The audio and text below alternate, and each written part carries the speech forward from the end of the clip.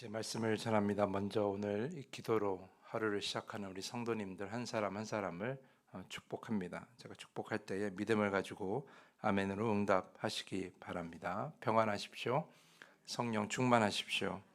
이 시간에 기도의 시간을 통하여서 그만둬야 할 것과 또한 더 노력해야 할 것을 여러분이 잘 분별하시고 온전한 성도의 길을 이루어가는 여러분 모두가 되기를 간절히 축복합니다. 자, 오늘 본문엔 여러 가지 이야기가 나오는데 특별히 오늘은 아도니아에 관한 이야기를 여러분과 좀 해보려고 합니다. 어제 읽은 1장을 보면 아도니아가 스스로 왕이 되고자 했고 압살롬의 반역처럼 큰 규모는 아니었어도 어쨌든 다윗의 뜻과 반한, 그래서 다윗은 솔로몬을 왕으로 세우려고 했지만 결국 그 뜻을 거스리려 했던 왕자 중에 하나가 바로 아도니아였죠. 결국 아도니아는 큰 힘이 없었어요. 그래서 아도니아는 왕이 되지 못했고 솔로몬이 왕이 되었습니다. 이렇게 되면 솔로몬은 아도니아를 살려둘 이유가 없죠. 왜냐하면 나중에 또 어떻게 자신을 위협할지 모르기 때문에. 하지만 솔로몬은 아도니아를 살려줍니다. 1장 마지막 말씀을 보면 살려줘요. 대신 그냥 집에만 있어라, 쓸데없는 짓 하지 마라, 이렇게 이야기를 합니다. 아도니아에게 힘은 없었습니다. 그러나 남아있는 것은 한 가지가 있었어요. 그것은 바로 무엇이냐? 바로 욕망이었다라는 거예요.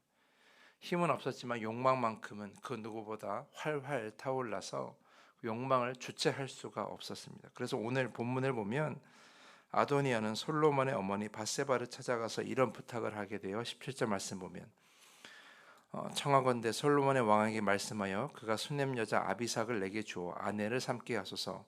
왕이 당신의 청을 거절하지 아니하리이다. 솔로몬 왕에게 직접 얘기하지 않고 이렇게 밧세바를 통해서 이야기하는 것은 솔로몬 왕이 이것을 들어줄 가능성이 별로 없어서입니다. 여러분, 아비삭이 누구입니까? 아비삭은 어저께 읽은 1장에 나오는 여성인데요. 다윗이 노후에 힘이 없고 또 돌봄이 필요하자 사람들이 그 아비삭을 다윗의 여자로 만들어줘서 옆에 시중들게 하게 됩니다.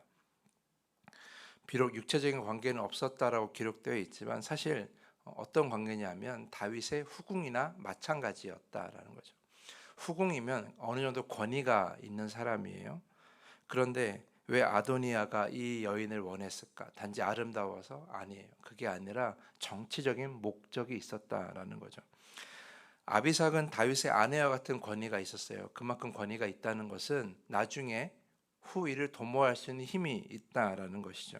그런 그녀가 아도니아의 사람이 된다면 아도니아가 자신이 가지는 위치 그리고 아비삭이 가지고 있는 그 권위를 합하여 언젠가는 다시 이 왕권에 도전할 수 있을 것이다라는 그런 가능성을 가지고 있었던 것입니다. 밧세바는 이런 의도를 알지 못했어요. 근데 솔로몬은 너무나 잘 알았죠. 특히 오늘 15절 말씀 보면 그가 이렇게 얘기합니다.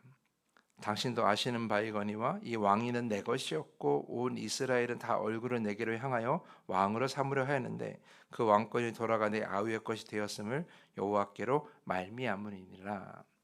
이게 무슨 의미예요? 원래 이 자리는 내 거였다는 거예요. 다 내 거였고 사실 모든 이스라엘 백성들이 다 나를 좋아했다. 사실 그거는 거짓말이에요. 솔로몬이 왕이 올랐을 때 더 많은 사람들이 그곳에 갔고 아도니아를 쫓아간 사람은 별로 없었어요. 근데 이렇게 착각하고 있는 것은 그 안에 뭐가 많아서? 욕망이 많아서, 욕심이 많아서 제대로 보지 못하는 거죠. 욕심이 많으니까 이 상황을 제대로 파악하지를 못하고 있는 거예요.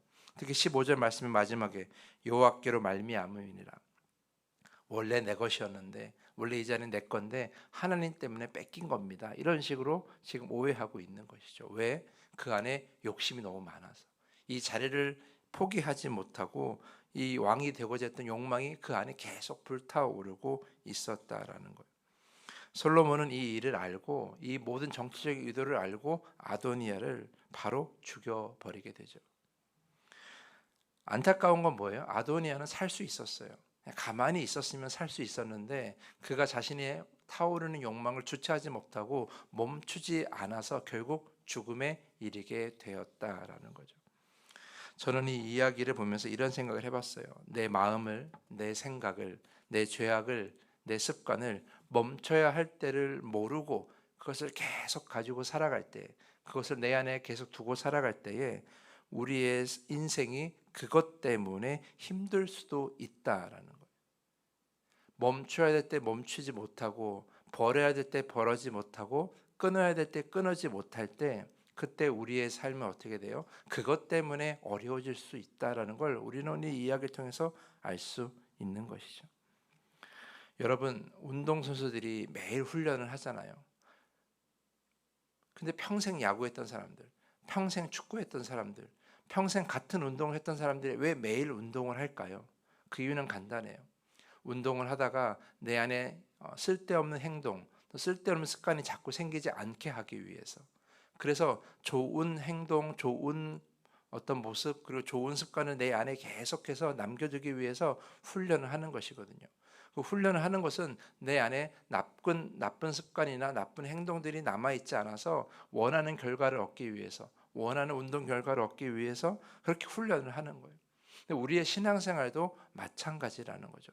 여러분, 우리의 마음은 늘 연약해요. 그래서 나도 모르게 욕심이 생기고 분노가 생기고, 또한 하나님이 보시기에 기뻐하지는 않는 감정들이 생기고, 또 하나님이 보시기에 원하지 않는, 기뻐하지 않는 그런 삶의 습관들이 나타날 때가 있고요.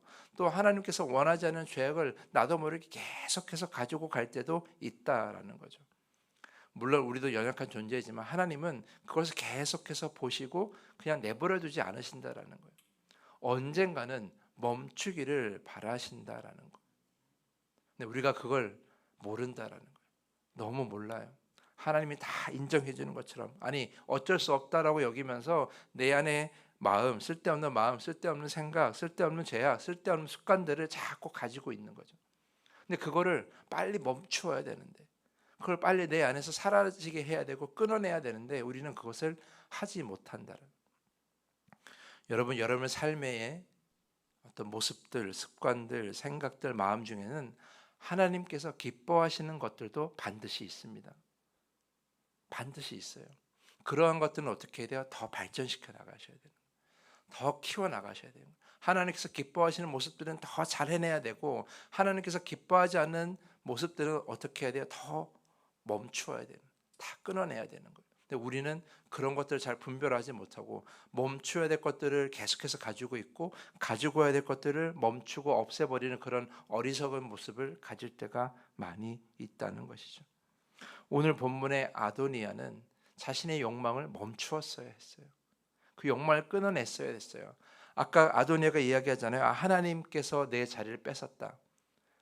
정말 하나님의 뜻이 그것인 줄 알았다면 자신의 욕망도 하나님께서 원치 않는다라는 걸 알았어야 했고, 그것을 버렸어야 됐고 끊어냈어야 됐어요. 그 욕망이라는 그 길에서 얼른 내려서 그 길을 멈춰야만 했어요. 근데 여전히 그 길을 가고 그 길에서 떠나지 않고 멈추지 못하니 결국 그의 인생은 이렇게 허무하게 죽음으로 맞이하게 된 것이죠. 사랑하는 성도 여러분, 여러분 아까도 말씀을 드렸지만 주님께서는 여러분에게 늘 말씀하십니다. 너의 이런 모습은 멈췄으면 좋겠다. 너의 이런 모습은 이제 그만했으면 좋겠다. 너의 이런 감정은 이제 정리했으면 좋겠다. 너의 이런 죄악은 더 이상 내가 보지 않았으면 좋겠다. 이런 많은 것들을 우리에게 말씀으로, 예배로, 여러 가지 가르침으로 우리에게 보여주십니다. 근데 우리는 어떻게 해요? 그것을 계속해서 가지고 가요. 원래 가지고 있었으니까, 아무렇지 않았으니까, 그래도 믿음 생활 잘했으니까 이걸 열심히 가지고 살아요. 멈춰야 될 때를 알지 못하고 지혜롭지 못하게 그걸 계속해서 가지고 나가는 거죠.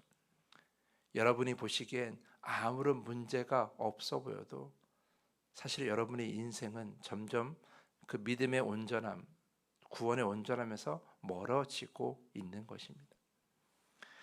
사랑하는 성도 여러분, 그러므로 여러분이 아침마다 이렇게 기도할 때마다, 여러분 말씀 묵상할 때마다 주님, 내가 멈춰야 될 것을 알게 하여 주시옵소서.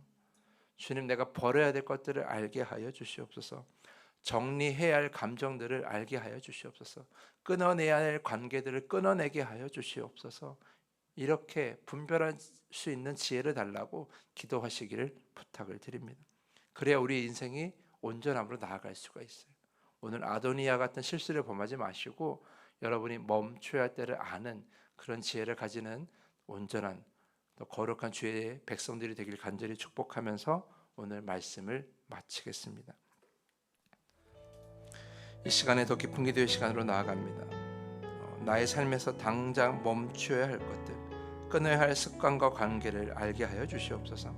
또한 나의 삶에서 주님이 기뻐하시는 것들, 또 지키고 더 온전히 이루어야 될 것을 알게 하여 주시옵소서. 그 길로 나아가게 하여 주시옵소서. 이 시간을 간절히 기도하기를 부탁을 드립니다. 주기도문을 고백한 후에 더 깊은 기도